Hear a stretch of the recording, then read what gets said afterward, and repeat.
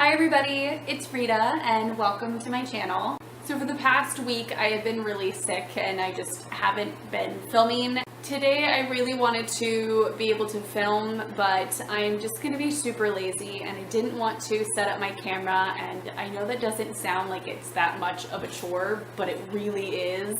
I have like a cooler and like boxes and a tote, and like I have to this like 3-inch tripod that I have because I don't have a big tripod, and so it's just a to-do and it's just ridiculous, and I feel like that like stresses me out to set it up and have to like make sure it like fits the frame and everything. So I just figured vlogging is just so much easier. I just want to be lazy. I've got my tea, I've got a candle, I've got my books with me.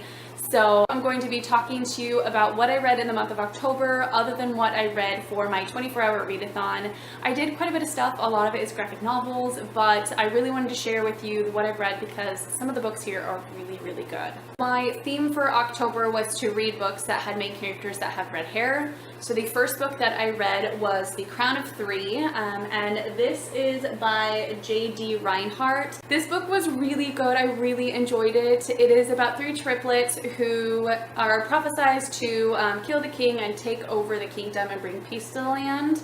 And so they are hidden away.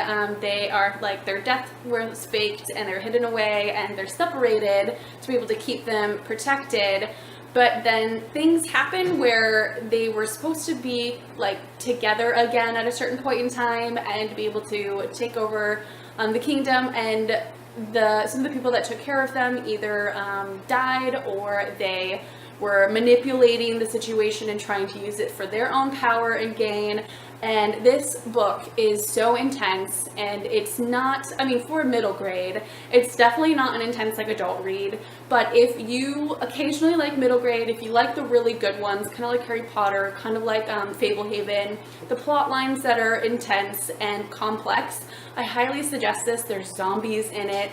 There's just so much. There's a lot of death, guys. There's a lot of death in this book.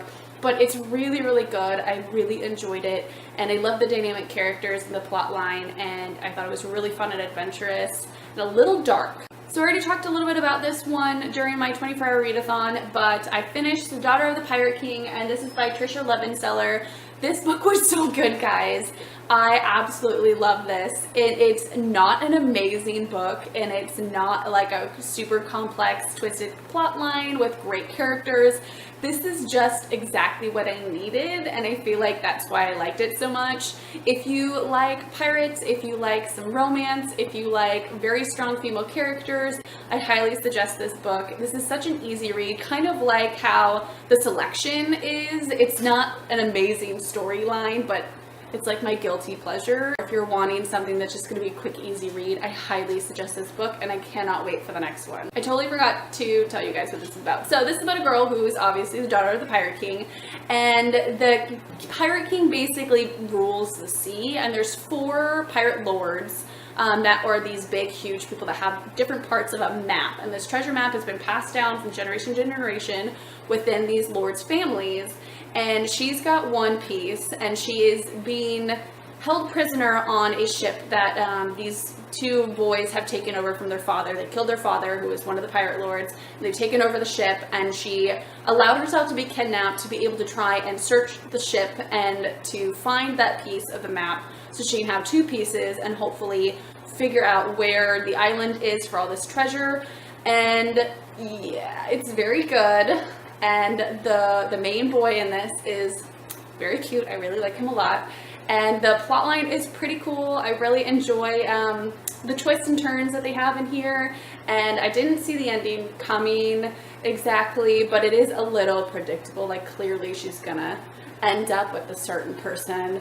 But it's very good. I really enjoyed it. And I highly suggest this if you're in the mood for a cheesy, sort of cheesy, kind of piratey romance that is a very quick, easy read. I'm gonna like build muscles for vlogging because of holding the camera out. I'm already like shaking. So after I finished Daughter of the Pirate King, I knew that I didn't have enough time to be able to read Anne of Green Gables before I started another buddy read.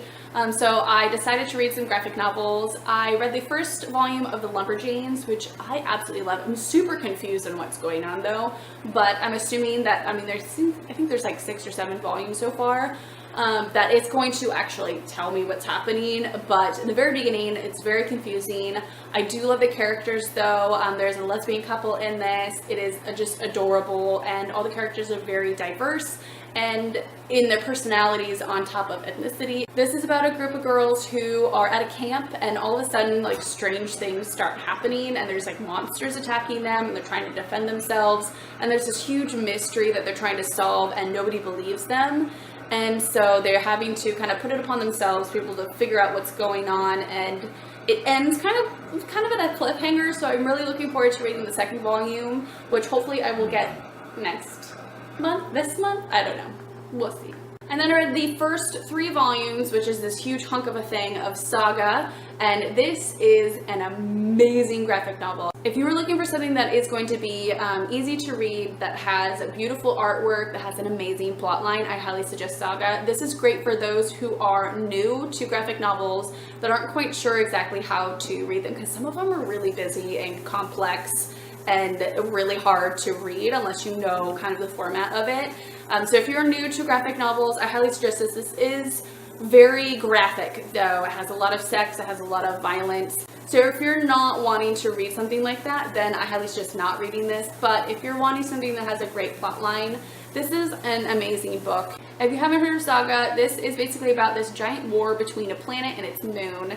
And those that are on the planet have wings, those that are on the moon have horns, and they don't want to destroy their own planet and moon, so they basically take war to every other planet and satellite around their area. And it has dragged a lot of people into the war.